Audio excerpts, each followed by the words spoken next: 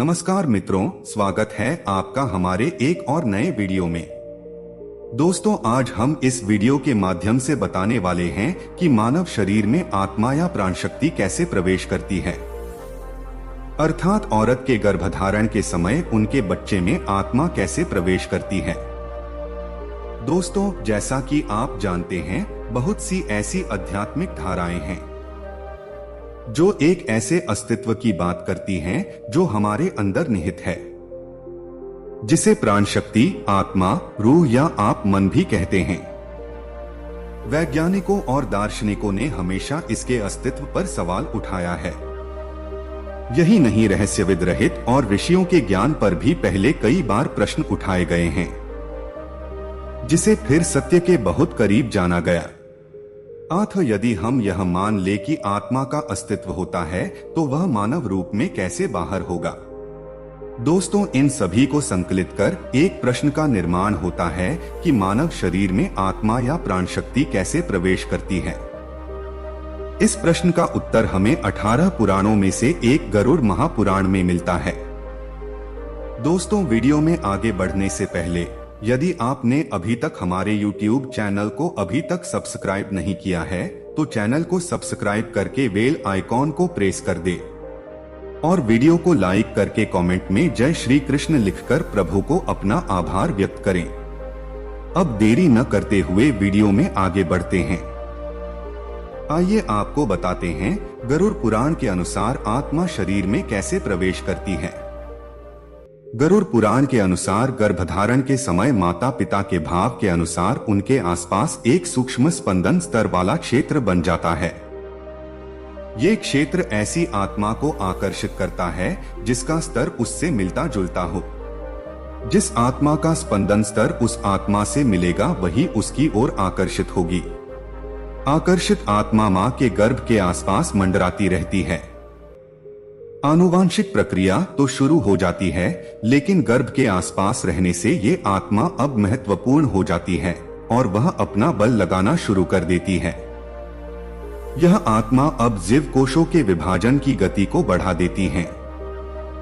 इस दौरान सबसे महत्वपूर्ण अंग जिसका गठन होता है वह हृदय है और इसके पश्चात हृदय से बाकी के अंगों को पोषण मिलने लगता है।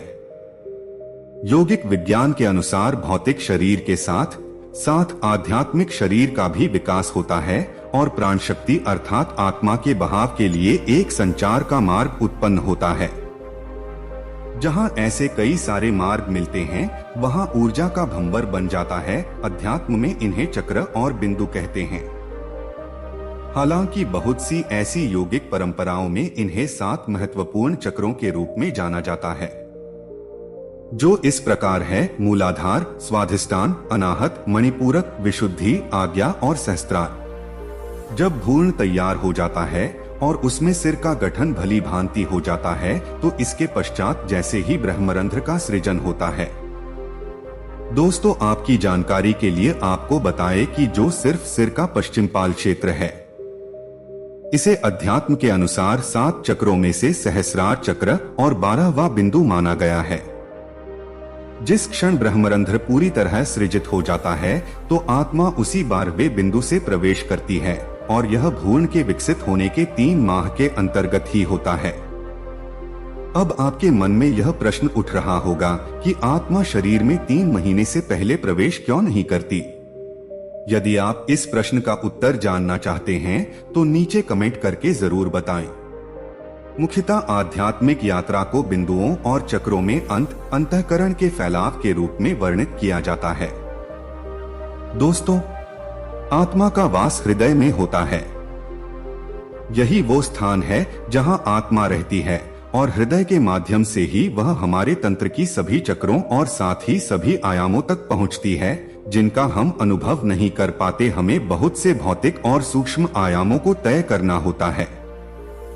जब हमारी यात्रा हृदय से शुरू होती है तो उसका अर्थ है कि अब आत्मा की ऊर्जा ऊपर की तरफ चलने लगी है।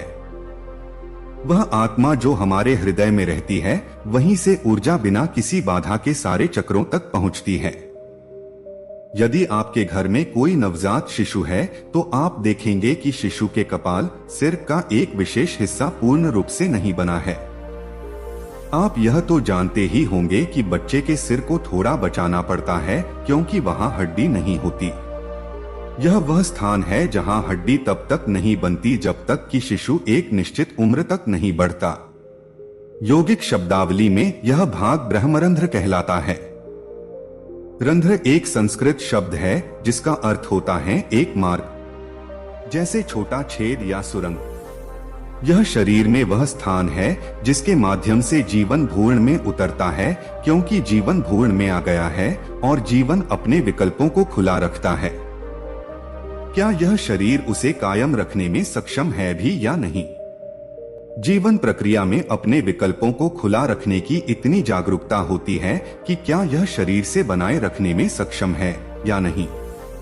तो दोस्तों, यह एक निश्चित अवधि के लिए उस जाल को खुला रखता है ताकि अगर वह अपने अस्तित्व के लिए शरीर को अनुपयुक्त पाता तो वह शरीर छोड़ देगा और शरीर से किसी अन्य मार्ग में नहीं जाना चाहता है। यह वहीं से शरीर छोड़ना चाहता है जहां से आया होता है।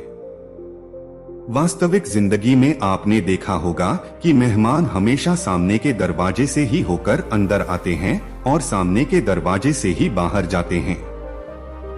यदि वह सामने के दरवाजे से होकर आते हैं और पीछे की ओर से निकल जाते हैं तो इसका मतलब है कि आपका घर साफ हो गया है। यहाँ तक कि जब आप एक दिन शरीर छोड़ते हैं तो यदि आप सचेत रूप से शरीर के किसी भी हिस्से से निकलते हैं तो यह ठीक है, लेकिन अगर आप ब्रह्मरंध्र के माध्यम से शरीर छोड़ सकते हैं तो यह शरीर छोड़ने का सबसे अच्छा तरीका होगा। यदि आप चिकित्सा विभाग डॉक्टर की बात से संबंधित है तो आप निश्चित रूप से हमारी बात समझ पाएंगे। ऐसा आपने भी कई बार देखा होगा कि सभी चिकित्सा मापदंडों के अनुसार भ्रूण स्वस्थ है और सब कुछ ठीक, परंतु फिर भी किसी कारणवश एक मृत शिशु ने जन्म लिया। ऐसा क्यों हुआ? इसका यही कारण है कि ऐसा इसलिए हुआ क्योंकि भ्रूण अभी भी भीतर का जीवन चुन रहा है। यदि जीवन में भ्रूण प्रवेश करता है और उसे अनुपयुक्त पाता है क्योंकि वह शिशु बनने के लिए विकसित होता है तो वह निकल जाता है, इसीलिए एक द्वार खुला रखा जाता है। यही कारण है कि भारतीय संस्कृति में एक गर्भवती महिला के चारों ओर एक अलग तरह का वातावरण बनाने के लिए कई सावधानियां बरती गई। हम आजकल यह सब खो रहे हैं, लेकिन यह इस उम्मीद से किया जाता है कि जो भी आपके घर में आता है वह आप दोनों से कहीं बेहतर हो, इसलिए गर्भवती महिला को एक निश्चित अवस्था में रखा जाता है। सही प्रकार की अगरबत्ती, ध्वनियों और खाद्य पदार्थों के साथ सब कुछ किया जाता है ताकि उसका शरीर एक ऐसी अवस्था में हो जो सही तरह के प्राणी को निमंत्रण दे। ब्रह्मरंध्र के बारे में बहुत सी बातें होती हैं और इसके बारे में कई किताबें भी लिखी गई हैं और उन्हीं से जुड़ा एक ये तथ्य भी सामने आता है कि कई लोग अपने सिर के ऊपर या माथे के बीच में चीजों की कल्पना करना शुरू कर देते हैं। वह हमेशा कई प्रकार की कल्पना करते रहते हैं। आपको यह समझने की आवश्यकता है कि आप जहां भी मन को केंद्रित करते हैं वहां कुछ हलचल अवश्य होगी। इसे आप इस प्रकार समझ सकते हैं, जैसे शरीर के जिस भाग पर आप ध्यान केंद्रित करेंगे उस हिस्से में आप कुछ सनसनी महसूस करेंगे। शरीर में 114 चक्र है, जिनमें से अंतिम 2 चक्र शरीर के बाहर स्थित होते हैं। यदि आपकी भौतिकता से परे एक आयाम आपके भीतर एक निरंतर सक्रिय प्रक्रिया बन जाता है तो कुछ समय बाद यह 2 चक्र जो आमतौर पर सक्रिय नहीं होते हैं सक्रिय हो जाते हैं। यदि वे सक्रिय हो जाते हैं तो आपके सिर पर एक एंटीना होता है जो आपके जीवन को एक निश्चित दृष्टिकोण देता है। इसी के साथ हम आपको यह भी बता दें कि आत्मा के 3 रूप माने गए हैं: जीव आत्मा, प्रेत आत्मा और सूक्ष्म आत्मा। जब आत्मा का वास भौतिक शरीर में होता है तो इसे जीव आत्मा कहते हैं और जब उसके मन में वासना और कामना आती है तो उसे प्रेत आत्मा कहा जाता है। जब यही आत्मा सूक्ष्म रूप से शरीर में प्रवेश करती है तो इसे सूक्ष्म आत्मा कहते हैं। दोस्तों, आशा करते हैं कि आपको यह जानकारी बहुत ही अच्छी लगी होगी। दोस्तों, यदि अभी तक चैनल को सब्सक्राइब नहीं किया है तो चैनल को सब्सक्राइब करके वीडियो को एक लाइक करके कमेंट में जय श्री कृष्ण जरूर लिखें। मिलते हैं एक नए वीडियो एक नई जानकारी के साथ। मित्रों, वीडियो को पूरा देखने के लिए बहुत बहुत धन्यवाद।